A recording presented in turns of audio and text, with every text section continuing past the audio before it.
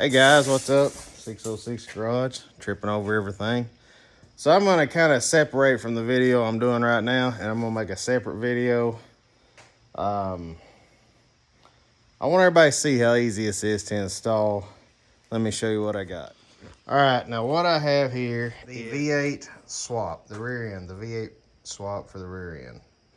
Actually, I'm not sure what that piece is for, but what I have here is this is the long piece that goes up to the front. I got the two pieces for the rear end because of this bracket that you rivet to the floor above the rear end, trunk area, whatever. And it comes with your V8 brake hose. Now it does not come with a nut. And I don't understand that because they'll be like, well, use your existing nut. Well, if I'm going from a 7.5 to an 8.8, I don't have this nut because I don't have this bracket. Come on, LMR. Throw a nut on there for us. Other than that, just go get me a shoulder nut, a locking shoulder nut, grade 8, put on there. So, what we're going to do is, and honestly, the existing brake line that's on my car is inside. And that's the way 79s are. And it had rotted off right at the floorboard, and somebody had run a new one. I actually didn't have to buy this, but they had a couple compression fittings in it, and I'm not a fan of compression fittings whatsoever. So these are stainless, 165 bucks, comes with everything you need to do this, and I still don't know what this piece is for right here. I'm assuming that goes from the top over to the master cylinder, if I was willing to bet, because it looks like it's long enough to go over to the firewall. I don't remember that piece in any of my other ones. I always just ran this piece up to the existing coupling, and you know, but we'll see. I may end up using that one. Maybe it's because the way that one's made, I have to use that. We'll find out here in a little bit. Let's get started. Now, when you fold this out, you can clearly see how it runs underneath the car and taps into the existing line. So basically, I just got to set it in place. Now, I kind of jumped the gun here. Now I have a subframe connector to feed this through, and I should have definitely put this on first. But I wasn't thinking, which is normal, But I've done it before. It'll go. It's just 3/16 line. So let me go ahead and start getting it in place. All right, so I got the front jacked up on a stand. Love the new subframe connectors. That's what they're good for. Pretty happy with what I see here. Don't look too bad. Now this is where somebody's run a brake line to do away with the one inside. The new one comes up over here and I believe runs across and it goes in up here. So we're gonna cut all this out and get the old line out, and then we're just gonna set the new one back in place, and I'm gonna get some like tiny 1-hole straps and secure it to the bottom of the car, secure it to this, fasten it up there, and fasten it up underneath the car. And I'll show you as I go. All right, pulled the old stuff out.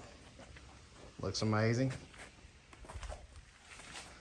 Now I've laid it beside the car, just about exactly where it's gonna go. Now I'm just gonna slide it under the car. I've got to feed this through the subframe connector, and then just put it up to the car and feed the top up through the hole. All right, now here's what I end up doing. I use my flaring tool, and I just shortened it. Use my coupling. Done. This line's in really good shape. I don't see no point in replacing it. Now, I'm just gonna start fastening it up to the bottom of the car. Just using some stainless steel screws and some little 1-hole straps. All right, so I've got that pop riveted into place.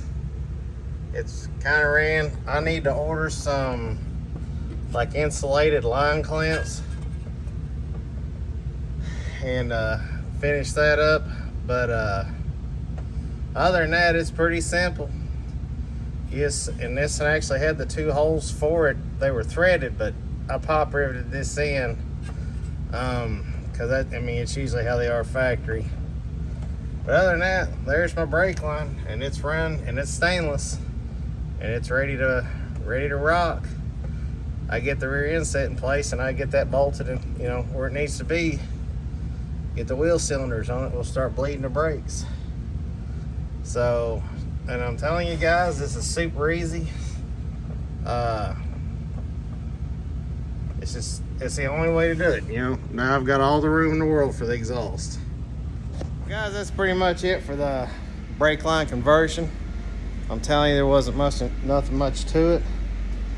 I know I look filthy, but I mean, I'm underneath the car. I'm getting ready to put the control arms and stuff. I'm gonna put the lower control arms on. I'm gonna start fitting the lower Torx box reinforcements on. And then once I get those where they need to be, I am going to pull the seats out, pull the carpet back, and then I'll start working on the getting ready to prep, start drilling, welding the plates inside the car. And now that's going to be a big ordeal, and I will probably finish that tomorrow, I hope. So I'd honestly like to see this rear end house in this car tomorrow, I hope. So it will not be complete because I still haven't ground down the axles completely. I'll show you about that later. I kind of touched on it in another video. But anyway, I want to get this rear end bolted in place. Start working on kind of getting the brakes and stuff together. Get the axle slid in there, get the grease in it. I mean, it's a possibility it goes together tomorrow. I doubt it. But regardless, even if I get the rear in there, I'm not going to put the drive shaft in there because, well, actually, I don't know if I'm with the rear end in there because I'm still working on the exhaust. Guys, have a great one. And like I said, don't be afraid to do the brake line conversion. It's the best, easiest way to do it. Can you do a better job? I'm sure you can. Buy some brake line, you know, buy some, you know, connectors, some unions. You can probably make your own, probably do better than this. Honestly, this one did not fit very good at all. And I've seen a lot of complaints on the brake lines. I'm like, man, I don't know what's wrong. You know, every one I put on is done good. And I've done 3 aside from this one. And it went on fast, but I had to, you know, I had to cut and reflare the one up there, which I've not had to do before. And it's hard for my flaring tool to do stainless. And that's another thing. These are stainless for the same price of what I paid for the other ones that was not stainless. So I guess it's give and take. But anyway, it's on there. It's going to be fine. It's going to work fine. And I can finally run my exhaust pipes. So, guys, this is still the best way to do it. So, like and subscribe. You know, I'm happy to do these. I'm happy to take you all along with me.